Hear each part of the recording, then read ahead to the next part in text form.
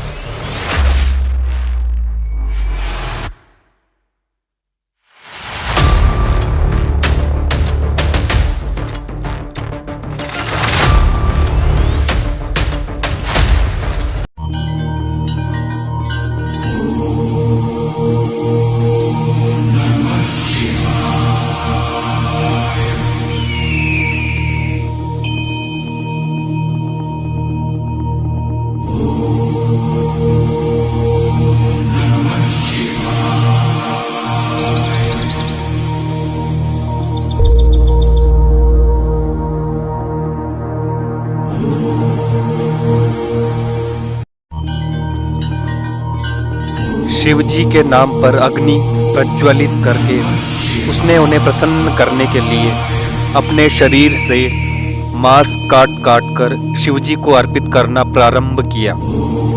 7वें दिन असुर भस्मासुर ने निश्चय किया कि शिवजी को प्रसन्न करने के लिए उसे अपना मस्तक काटकर अर्पित करना चाहिए। जब असुर इस प्रकार अपना मस्तक काटने को उद्यत हो रहा था, तब शिवजी अत्यंत ही दया आर्द्र हो उठे।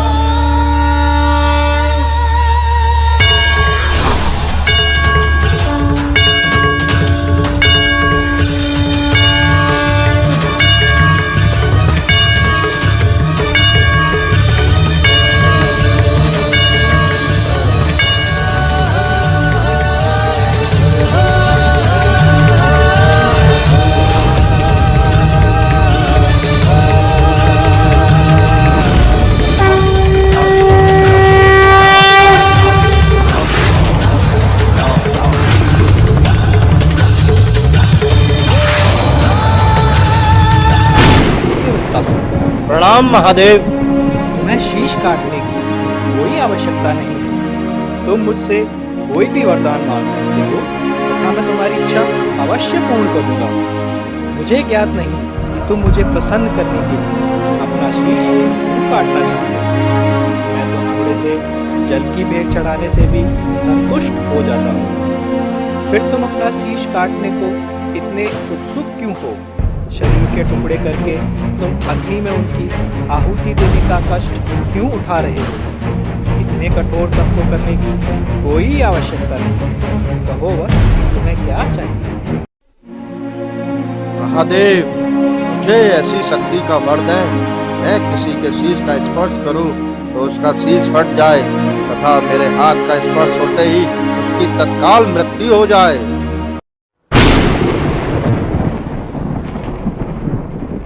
तथास्तु। महादेव के निकट खड़ी यह स्त्री कौन है? इनका सौंदर्य तो अनुपम है, इन्हें तो मेरे साथ होना चाहिए। उसके पूर्व मैं महादेव से तो छुटकारा पालूं। क्यों ना महादेव के दिए वरदान का उपयोग महादेव के ही ऊपर किया जाए।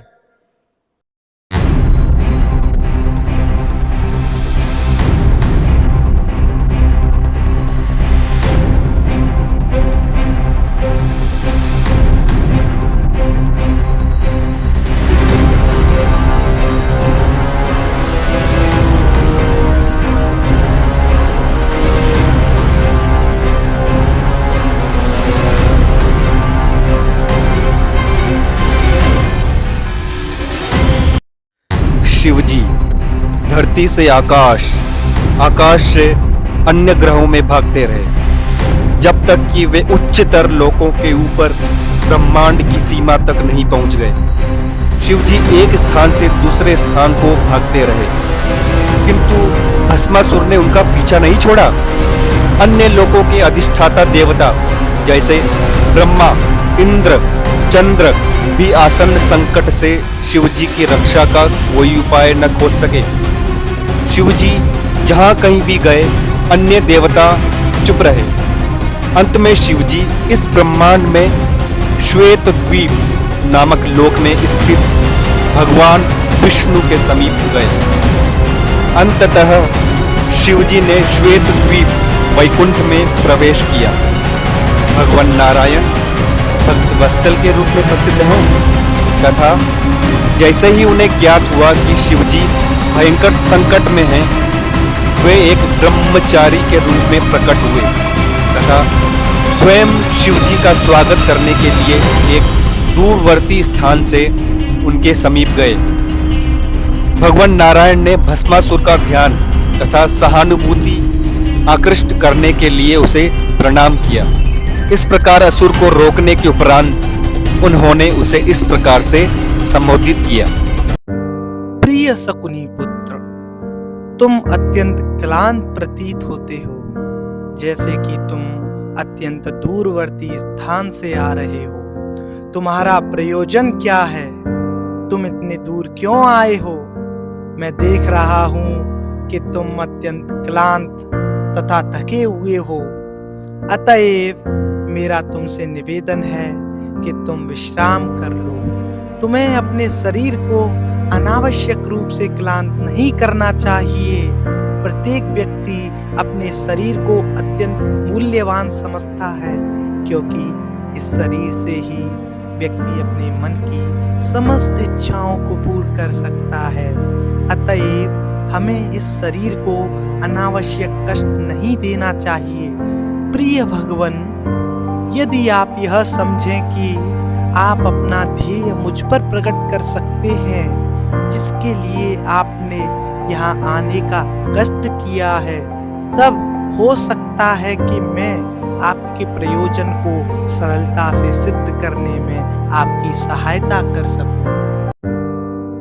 हे ब्रह्मचारी, मुझे महादेव से यह वरदान प्राप्त हुआ है कि जिस किसी के भी शीश पर मैं अपना हाथ रखूं, उसकी तत्काल मृत्यु हो जाए, और मैं इसका प्रयोग महादेव पर करना चाहता हूं। मुझे इस बात का विश्वास नहीं होता है कि वास्तव में शिव जी ने तुम्हें ऐसा वरदान दिया है। जहां तक मुझे ज्ञात है, शिव जी की मानसिक दशा ठीक नहीं है। उन्होंने अपने ससुर दक्ष से झगड़ा किया था तथा उन्हें पिशाच बनने का शाप मिला है। इस प्रकार वे भूत पिशाचों के नायक बन गए हैं। अतएव उनके शब्दों में मुझे कोई विश्वास नहीं है। किंतु यदि तुम्हें अभी भी शिव जी के शब्दों में विश्वास है, तब तुम अपने सिर पर हाथ रखकर प्रयोग करके क्यों नहीं देखते? यदि वरदान असत्य सिद्ध होता है तब तुम तत्काल मिथ्यावादी शिव जी का वध कर सकते हो, जिससे कि भविष्य में उन्हें मिथ्या वरदान देने का साहस नहीं होगा। इस रीति से भगवान के मधुर शब्दों से तथा उनकी माया के प्रकाश से असुर भस्मासुर भ्रमित हो गया तथा उसे शिवजी की शक्ति तथा उनके वरदान का वास्तव में विस्मरण हो गया। इस प्रकार वह सरलता से अपना हाथ अपने सिर पर रखने को तत्पर हो गया। जैसे ही असुर ने वैसा किया उसका सिर वैसा ही फट गया मानो वज्र का आघात हुआ हो और उसकी तत्काल मृत्यु हो गई। स्वर्ग से देवता उनके समस्त यशों की स्तुति करते हुए धन्यवाद देते हुए भगवान नारायण पर पुष्प वर्षा करने लगे। देवताओं ने भगवान को प्रणाम किया।